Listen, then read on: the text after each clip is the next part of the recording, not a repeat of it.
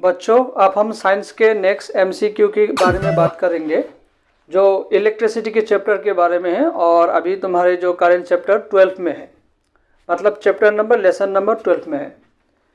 एटा बर्तनेर विद्युत प्रवाह जोखा सजुली विधर नाम हल।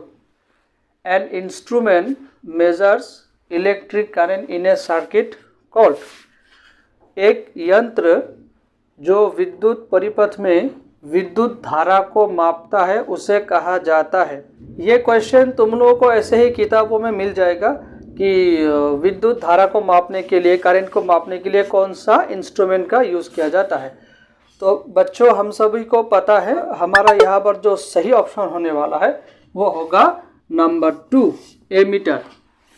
इस बात को याद रखें और सबको याद होना चाहिए, क्योंकि एमीटर एक ऐसा यंत्र है, एक ऐसा इंस्ट्रूमेंट है जिससे जो है हम एक सर्किट का, एक जो है विद्युत परिपथ का, एटा विद्युत बर्तनेर हम क्या माप सकते हैं, करंट को माप सकते हैं। इसमें तुम लोग को रेफरेंस में और 2, 3, 4 बात याद रखना है। जैसे कि करंट को मेज़र करने के लिए, इलेक्ट्रिक करंट को मापने के लिए हम कौन सा यंत्र का इस्तेमाल करेंगे, एमीटर का। उसी तरह से यहाँ पर और एक मीटर है जिसे हम कहेंगे वोल्ट मीटर। वोल्ट मीटर को किसके लिए इस्तेमाल किया जाता है, हम जानते हैं कि विभव अंतर, पोटेंशियल डिफरेंस, ऐसा इसमें कहा जाएगा विभव भेद।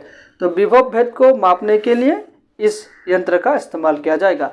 और अगर क्वेश्चन में ये दिया जाए रेजिस्टेंस को मापने के लिए कौन सा यंत्र इस्तेमाल किया जाएगा, रेजिस्टेंस मतलब हिंदी में कहा जाएगा प्रतिरोध, हम ऐसा इसमें कहेंगे रोध।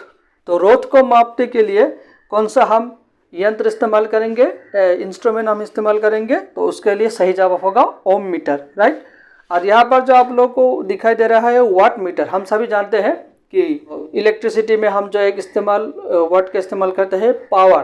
पावर का मतलब हिंदी में कहता है शक्ति, लेकिन एसामीस में इसे कहेंगे क्षमता। तो जो पावर होगा, जो क्षमता होगा, जो शक्ति होगा, तो उस शक्ति को मापने के लिए, पावर को मापने के लिए कौन सा मीटर का इस्तेमाल किया जाएगा, वाट मीटर का इस्तेमाल किया जाएगा। क्योंकि मुझे बार बार लिखकर हमें अपना वक्त बर्बाद नहीं करना है, क्योंकि एग्जाम सामने है, तो मैं जो है एक ही क्वेश्चन में 3-3 रेफरेंस आप लोग को दे चुका हूँ। आई बात समझ में बच्चों?